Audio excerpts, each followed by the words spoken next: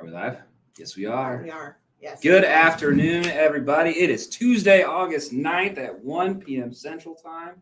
You are here with Dustin Distefano, CEO of A Place at Home, and Aubre Phillips, business performance coach of our wonderful franchisees here at A Place at Home as well. And today is an interesting topic, something that I've worked with for 10 years and worked on, and you've worked when you were in sales and marketing at A Place at Home, local location, and it's how to turn competition into strong referral partners. And why are we talking about this? Well, because right now in today's landscape of home care, seniors are the consumers are in a delicate position. There's labor issues out there where a senior may need 12 hours a day, or let's say just use the easy one, 24/7. And that person needs 24/7, but then you always call these agencies and the agency says, well, I can fill the days, I can fill the evenings, I can fill the overnights, I can't fill the weekends, I can't fill Thursdays at 2, I can't fill Friday at this time. Well, years ago, 4 or 5 years ago, pre-COVID, that was becoming an issue. COVID hit, now it's become a bigger issue. And so what we had to do as an industry is we had to start working with each other. So we would start looking at and trying to find, I would say always 3 to 5 agencies that shared our common values, and we'll talk about that later, and partner with them so that if we got a senior inquiring about 24/7 or maybe a 7-day-a-week client, we didn't have weekend caregivers at the time, we could still partner with them, earn income for our business, earn income for that competitor, but at the end of the day, it was the most important person was the senior themselves got access to care. And that's the big key to partnering, is giving them access to care. I want to share a little survey data before I start firing questions off at Aubre. I've been running a survey across in a little state I won't mention right now. And I asked about 80 some odd administrators of home health, home care, hospice, due to the current economic landscape, do you feel that seniors have adequate access to care? And the answer among our competitors across in the state, 95.5% of respondents said that access to care has been limited. All right. So you as home care providers, if you're watching this, we have got to work together to give that access. You won't earn your business from it, right? You'll still grow your agency, but you have to work together. And any agency who is closed-minded on working with competitors, I'm telling you right now, is on the wrong path and a path to straight failure. You may be really good, but you're not going to be seen in that community as an industry leader. Right, Aubre? Yeah. So you ready to answer some questions? I'm always ready. All right. Let's start with partnering. Okay. So you ready? I'm ready. Yeah. Sure, I'm not ready. Okay. Let's talk about the approach. Okay. So you're a new owner, right? Okay. You work with a lot of our new owners. Mm-hmm. And when we bring up to them, hey, I want you to market competitors, what's their normal reactionary response? Really? Exactly. Yeah, that is right. Yeah, that's the response. And then what is your explanation to that new owner that says, why is this important? Kind of went through that, but what do you tell an owner about? Well, I tell them, one, it's good for them, especially new when they're in this industry, not knowing like the lay of the land necessarily and how it works, to make good, trustworthy connections with the same people that have the same mission as you do, so they can really help support you, and you can in turn, as you grow, support them, like from a professional perspective. And then also, when you're first getting started, what is the chicken and egg, clients versus caregivers, right? Mm-hmm. Like, which one do you bring on first? Usually it's kind of a mad dash to do both at the same time. But if you are doing your referral marketing the way that we show you, and you're growing a client base quicker than maybe your caregiver base is growing, then you can find a trusted source to share hours with, and vice versa. Plus, can I keep going? Yeah. Go. Okay. Plus, you do have these senior care agencies. She adjusted her seat. She's got to get into it.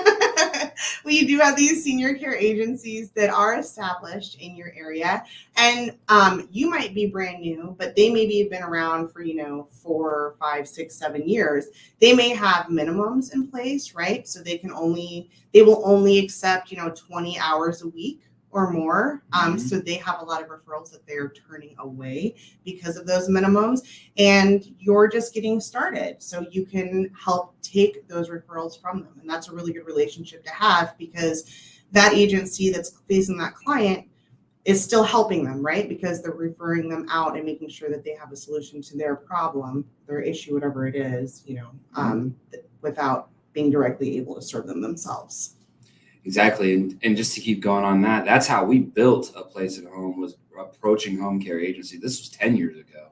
This month, actually, August is our 10-year anniversary. Woohoo us. Yeah. Right? Woohoo us. Yeah, that's right. Yeah. And we used to do that. We live by the saying, one person's trash is another man's treasure, right?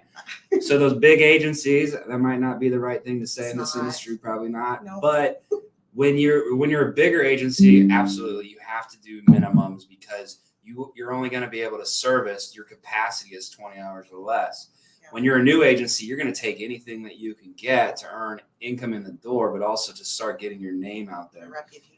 And your reputation built, because even a 3-hour a week client can write you a review, right? Oh yeah. 2 3-hour a week clients can write you a review, and then that starts to bolster your name recognition in your market. So now what we're going to kind of play, not role play today, because I can't give away that secret sauce on how to approach it, but how do you determine a good partner when you're looking at home care agencies? Which, let's use Omaha for example. There's probably 50 to 60 home care agencies in this metro. Yeah. I had a really good relationship with one, and I'll share the numbers after Aubrey explains this about that one. But how do you determine a good partner when there's so many to meet? Well, personally, I determine a good partner in several ways. One, I met a lot of people doing at networking events. That's how I met pretty much everybody that I was in front of and working with in this industry. And I essentially, if I was able to connect with them about how to best serve seniors, then I would be more interested in exploring them more as a referral partner. I did have relationships with like auxiliary agencies, so like home health and hospice. And generally they would have a good idea of, oh, we work with so-and-so all the time. They do really great work, etc. So usually just kind of the reputation preceded them a little bit. And if they and I were able to connect on a level that was not just about billable hours, but was about how can we uplift our caregivers and how can we make sure like our seniors are getting access to the right care. Also, if they worked the way that I did, which was, I'm going to use this term very loosely, but almost like a social working role, right? So like you would get in front of a senior and like you would help them access resources that they needed. Finding other people in the industry that did that as well was also a good indicator for me when I was looking. Absolutely. And I kind of piggyback on that. I really looked for people that share the same values. I think that's we both agree on. But then also, it also helps when people use the same systems. So there's a lot of systems out there that are utilized commonly. For example, ClearCare is a system that all of our franchise owners use. Anna Krieger, if you can add ClearCare, there's their little name drop. WellSky is now their new brand. And they manage, I think, thousands of home care providers across. So when we partner, if that other agency has that system, we know that system, they know that system. In our process, they can actually, I'm not going to get into the weeds on what it looks like, but we can actually interconnect in a sense by using the family calendar if you wanted to. You looked a little confused there, but that's how you do it. So I saw the look. I'm like, yes, you can reconnect. So that, and then me personally, can I get along with you, right? Do your caregivers get along with you? And then here's the biggest thing. If you partner with an agency, if you're providing impeccable care and the client is enjoying your care and that other agency drops the ball or is having issues, that's a direct reflection on yourself because you referred that. Now, if you're on the other side and your partner referred you and you dropped the ball, you got to take that personally as well. But what I was getting at is what you cannot do is go in there and try to solicit that client to go to your agency full time. If you get a referral from a partner, respect it. Now, if they mess up and they say, hey, I'm done, I don't want to use XYZ Home Care, I just want to use you, you're doing a way better job.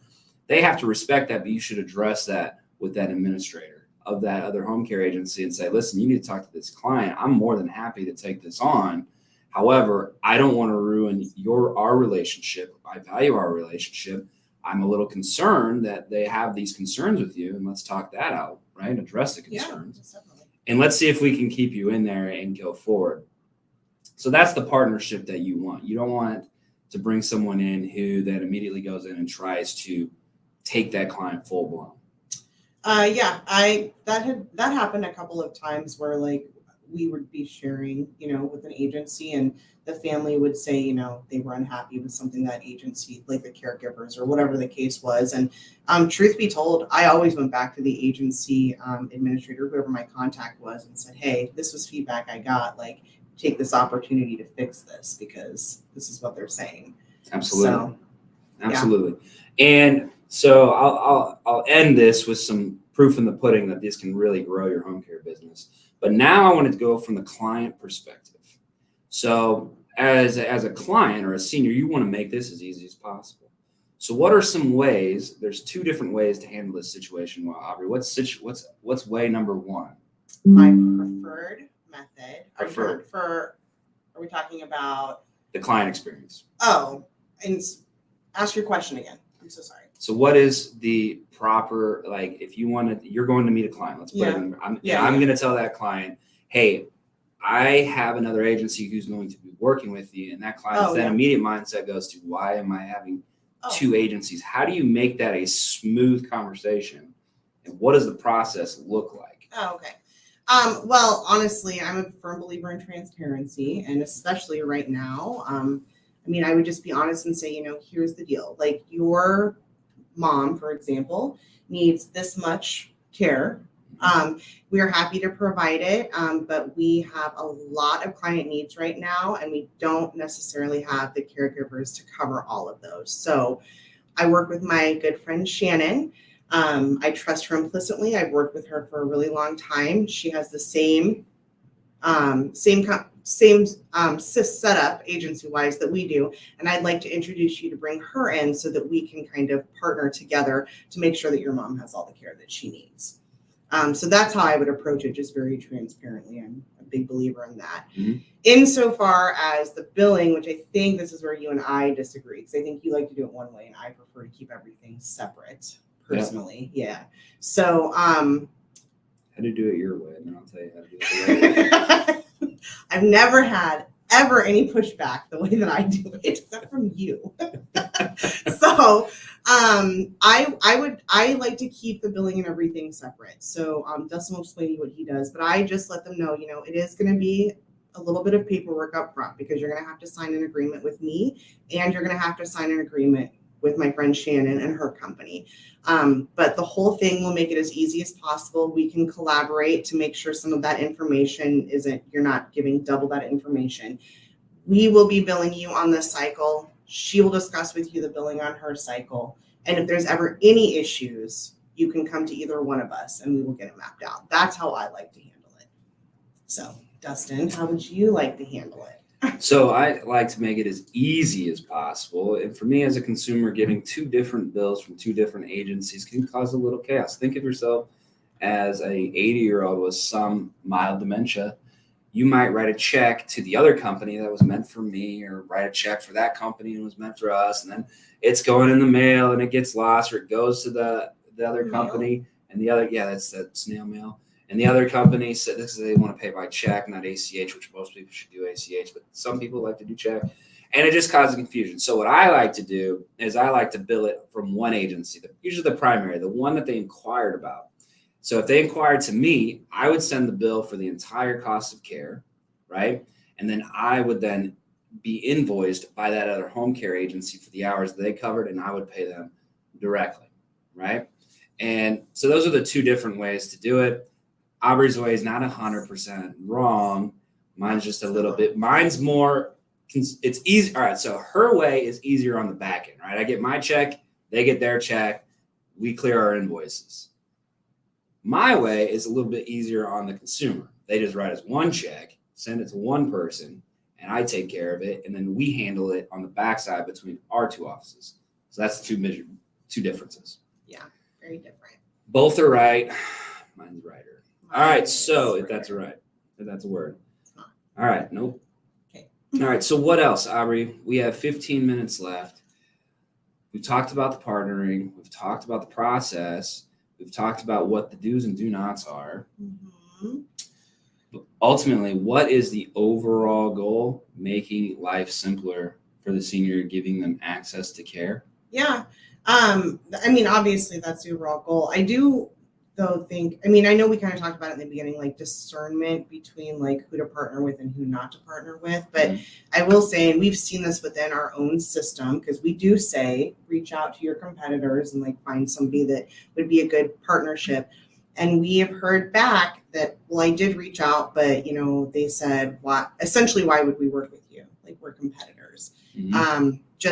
That's just not somebody you're ever going to want to work with. Yeah. I mean, obviously they don't want to work with you anyway, but that goes a long way. Like the end goal of caring for the seniors, that is the end goal. That is the only goal. That's it. So. Absolutely. So if you're a newer agency or a veteran agency, you need partners too. So you're, like we said on the earlier side, we have agencies now who are on the other side of the coin that says, hey guys, I can't do less than 20 hours or 30 hours a week right now. You need to find partners to give access to those smaller clients because you still want to help as many people as you can. You might not just be the right agency for them. And then you have the other side where you're the smaller agency looking to get, the 3 to 16 hour a week clients, or just get some clients in to help build brand recognition, right? But when you're making those phone calls, and when I go code, I'll tell you this, when I do visits, we'll go and look at SNFs, skilled nursing facilities, or we'll go to home health companies and meet them. Because when I used to go on coaching, I know you do this more so now. I would say, let's go to some home care agencies. And it can be very, very uncomfortable. So when I would go in and I would say, let's meet a right at homeowner. That's a competitor of ours that I know very well. And they do a great job that I know of. And so when I go and meet them, I'll sit down and I kind of brokered the conversation because they're just kind of, it's like I don't want to say a shootout. It's like, why are you here from one person if they don't have any partners? And as a new owner, they're like, what am I going to gain from this? So I'll just sit them down and say, listen, and just do this exact same conversation. They need to have complete access to care. You're going to help you. You're going to help you. And this is what it looks like. So don't be afraid to go out and meet competitors in this industry. Because it is going to help you grow your home care business. And now here is how I want to end it, unless you have anything to add. Well, just instead of calling them competitors, call them partners. Or frenemies. Okay. No, partners. Partners is the appropriate term. All right. Okay. Fair enough. All right. So what can be the financial impact? I just pulled a number. I haven't ran in a place at home in about 3 years. But when I left, I had a very strong partner with a buddy of mine, Tim Martins. You can add him in this. And we did unbelievable things with him and his agency. He's no longer with that agency today, but we did upwards of $300,000 in revenue just by partnering with that one agency. One agency gave us that much in referrals. Now you can look at that. This was he was a big agency. And that agency was connected to a skilled nursing, home health. They're a big a CCRC. They're a big conglomerate who had their own home care. So I call those self-feeders. They get people who need home care and they take care of them themselves. But when you have that kind of problem, you're definitely going to have issues trying to fill all those needs. So those are great partners to find that are attached to those big communities, as long as their mission is in the right spot. Because you can also see agencies, and this was not Tim and the agency he was with. You can also go into those big conglomerates, and all they see is dollar signs. They started their own home care company because they're like, wow, look, we can do billable, and we have all these people in here, and they provide subpar care, ultimately ending with them calling private agencies like ours to come and replace them. So just be very wary on that. Other than that, that's all I got. Yeah. Just like you said, don't be scared. Definitely get out there, form relationships with your partners, and let's just work towards making things better for our seniors. Absolutely. And here's one last plug. That's not all I got. The best partners that I have found, especially if you're a franchise owner, are other franchise systems. So I'm going to throw these out here. A Place at Home Senior Care is a franchise system. Comfort Keepers, Home Instead, Right at Home, Visiting Angels, Comfort Care. What we got? Aubre, Amada Senior Care, Touching Hearts at Home. Most of these agencies have a mindset of we want to partner because I guarantee you those corporate offices are going to them and stating you need to partner with other agencies because those leaders of those brands, just like the leader of this brand, I being one of them, say you have got to partner in this day and age. So those private home care companies, great companies, right? They do a great job. They may be a little bit more guarded to that because they just have never thought about that. So that's how I leave it. Okay. All right. Thanks for watching, guys. Did you do good? Yeah. Perfect. Don't forget to hit it on the broadcast. Oh, I have to do it? No, I'll do it. Okay. All right. Peace out.